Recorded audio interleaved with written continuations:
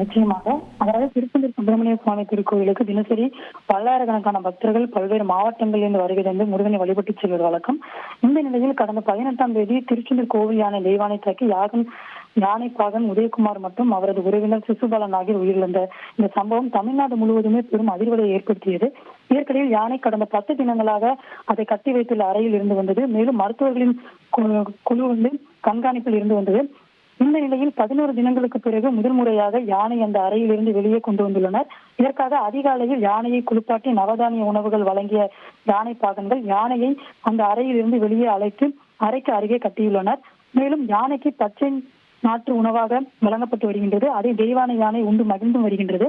இதை அந்த பக்தர்கள் வேடிக்கையாக பார்த்தபடி சென்று வருகின்றனர். இதற்கிடையில் இந்த அசம்பாவித சம்பவத்திற்கு பிறகு யானைக்காக சுப்பிரமணிய சுவாமி திருக்கோயில் ஆனந்த விலாஸ் மண்டபத்தில் சிறப்பு யாகசாலை பூஜையும் நடந்தது. இதில் கும்பத்தில் வைக்கப்பட்ட புனித நீர் கோயில் யானை தெய்வானைக்கு தெளிக்கப்பட்டது. அது மட்டும் இல்லாமல் யானை கட்டப்பட்டிருந்த அந்த அறைக்கும் சம்பவம் நடந்த இடத்திற்கும் இந்த புனித நீரானது தெளிக்கப்பட்டிருந்தது. விரைவில் யானை தெய்வானை வழக்கம் போல் திருச்செந்தூர் முருகன் கோவிலுக்கு வந்தடையும் எனவும் வரக்கூடிய பக்தர்களுக்கு ஆசி வழங்கும் எனவும் பக்தர்கள் தற்போது எதிர்பார்த்து இருந்து வருகின்றனர். முழு விவரங்களுக்கு நன்றி பவானி.